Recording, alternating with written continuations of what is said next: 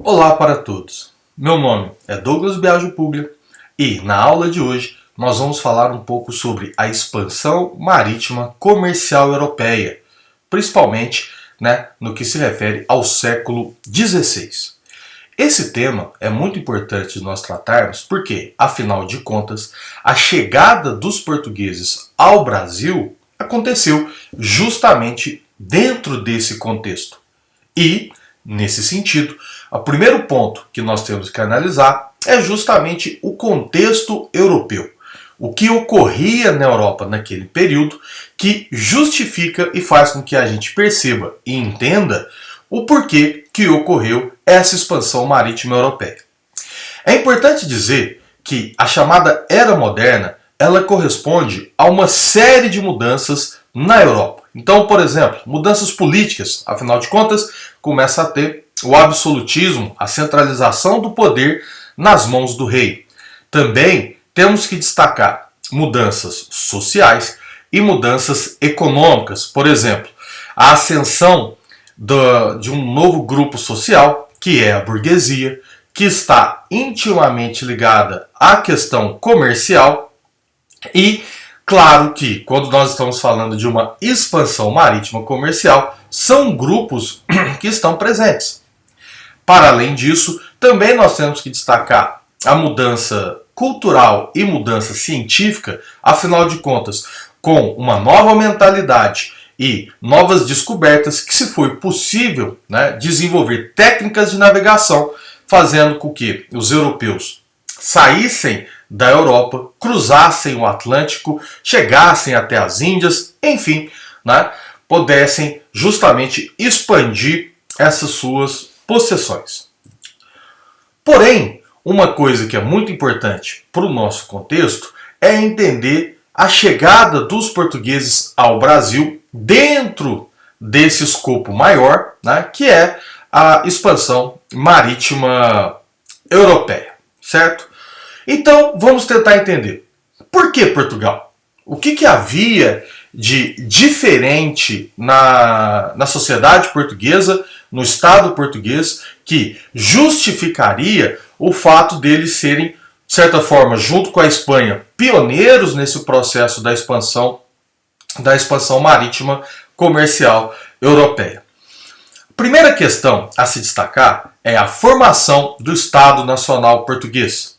Vamos dizer que Portugal saiu na frente em relação os outros países, as outras localidades europeias nesse sentido. Foi o primeiro país, de fato, a se constituir enquanto um Estado nacional. Mas o que isso significa e por que isso é importante dentro desse contexto da expansão marítima?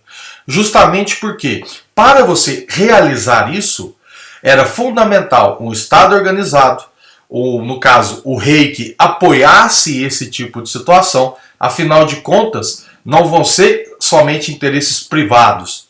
Quando, por exemplo, as caravelas partem de Portugal e chegam a uma terra desconhecida e vão iniciar o processo de posse dessa terra, é preciso um Estado nacional, é preciso um governo que justifique, atenda e supra as demandas para poder fazer isso. Dificilmente, já que nós comentamos sobre a burguesia, comerciantes, somente esse grupo teria condições. Em outras palavras, vai precisar da união desses grupos de interesses mercantis com um Estado organizado, nesse caso, até com a figura do rei. Outro ponto que é fundamental para que a gente entenda também essa situação é a posição geográfica de Portugal.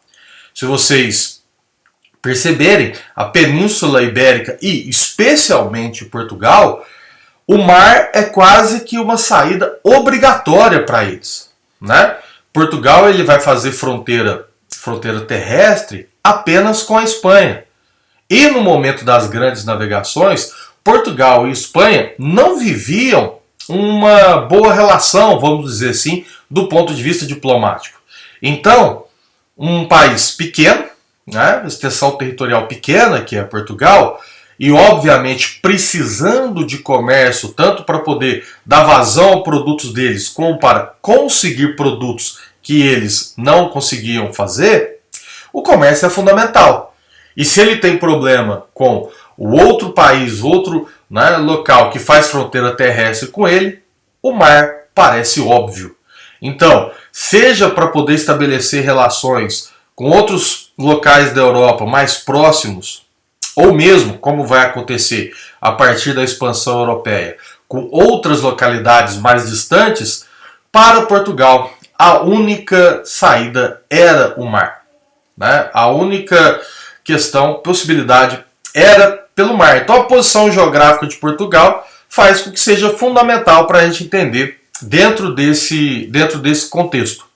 Para além disso, é também importante destacar o quanto a burguesia portuguesa, né, o quanto os comerciantes europeus, eles tinham influência naquela sociedade e até mesmo no governo.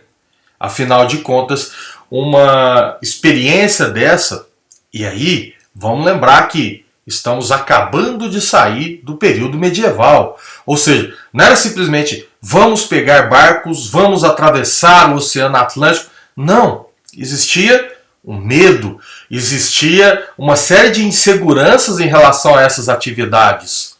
Então, somente um grupo realmente determinado, um grupo que tivesse um grande interesse e uma grande motivação para esse tipo de atividade, que vai ajudar a gente a entender, a justificar isso. Então, nós estamos falando de mudança de mentalidade, nós estamos falando de grandes interesses comerciais. Um dos grandes motivadores dessa expansão por parte de Portugal era justamente para ter acesso às chamadas especiarias, que vinham lá do Oriente Próximo, né? Que começaram então a ficar cada vez mais difícil. E pensou-se, ora, será que se a gente chegar até lá de barco e fizermos essa relação direta, não ficaria mais fácil? Então, nesse sentido, também há um grande interesse comercial que faz com que a gente entenda por que Portugal também acabou se destacando nesse sentido. E por último, porém não menos importante, vale lembrar que também existe todo um contexto religioso que também ajuda a gente a entender o contexto tanto de grandes navegações quanto do papel de Portugal desempenhado. Nós estamos dentro da Europa no contexto da reforma protestante e também da contra-reforma religiosa. Em outras palavras, as grandes navegações, sob a ótica da Igreja Católica, se apresentou como uma grande possibilidade de conseguir novos fiéis, conseguir novos praticantes da fé católica. Então, a Igreja apoiava essa expansão marítima, porque para a Igreja essa expansão poderia significar novos locais, novas pessoas, enfim, novos praticantes para a sua religião. E se você for parar para pensar, o Brasil, nos dias de hoje, é um dos maiores países católicos do mundo. E isso tem relação desde a chegada dos portugueses e do interesse da Igreja Católica nesse tipo de manifestação. Então, quando a gente começa a pensar em Portugal, jamais a gente deve pensar numa possibilidade como uma coincidência ter sido Portugal. Não.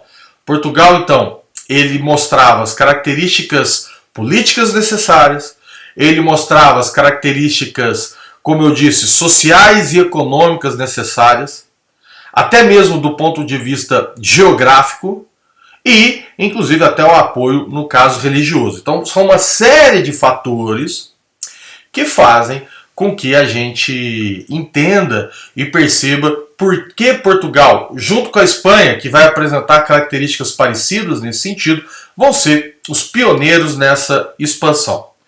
E, para a gente fechar o nosso tema dessa aula, vamos entender um pouco dessa chegada dos portugueses ao Brasil.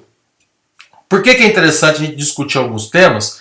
Que algumas questões elas parecem até um pouco como se fosse algo que é repetido tantas vezes e a gente acaba reproduzindo. E às vezes a gente nem sequer checa, tenta analisar se de fato essas informações são corretas. Então, por exemplo, Muitas das vezes eu estou falando, se vocês perceberam, de a chegada ao Brasil, e muitas vezes você vai falar assim, o descobrimento do Brasil. Vocês já se questionaram? Por que descobrimento? Como que você descobre alguma coisa se já havia pessoas aqui antes?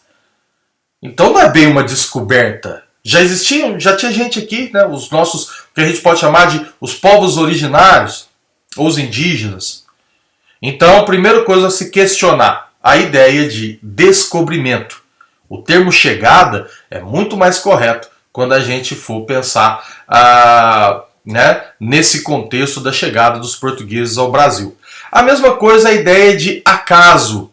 Né? Durante muito tempo se acreditou que houve um grande acaso, que uma corrente de ventos, enfim, fez com que as embarcações de Pedro Álvares Cabral viessem parar no que depois seria o Brasil, e não é bem por aí. Já há indícios e alguns estudos que afirmam que Portugal poderia não ter a convicção e a certeza de que haviam terras por aqui, mas já havia indícios de que elas existiam, então o contorno feito por aquelas embarcações nada mais era do que uma forma de se perceber se havia de fato ou não terras e, no caso, tomar posse delas, que foi o que ocorreu. E por último, a carta de Pero Vaz de Caminha, que é uma carta muito interessante, né, para a gente já entender um pouco as ideias que estavam por trás dessas grandes navegações. Então, quando a gente analisa alguns trechos das cartas, a gente vê, primeiro, ele fala, não há sinal imediato de metais preciosos, que era uma grande obsessão, tanto de Portugal quanto de Espanha, né, de encontrar metais preciosos. Depois ele faz uma análise da terra, dizendo que aparentemente a terra, né, em tudo que se planta, né, há condição de florescer por aqui, que também a questão de explorar de alguma forma da agricultura era uma outra possibilidade. E quando eles falam dos indígenas, falando que eram povos dóceis e que aceitariam facilmente a fé cristã, novamente ligado à questão da Igreja Católica que eu acabei de falar com vocês. Bem, então nós vamos fechando essa nossa aula aqui e percebendo então que entender a expansão marítima e comercial europeia é entender o contexto em que a Europa vivia como um todo, depois perceber as características próprias que faziam com que Portugal e Espanha, e aqui, como fomos colonizados por portugueses, nós tivemos uma atenção especial às características portuguesas, e depois a gente discutiu um pouco sobre algumas características, alguns mitos que devem ser combatidos nesse momento da chegada dos portugueses. Ok? Espero que tenham gostado e até a nossa próxima aula.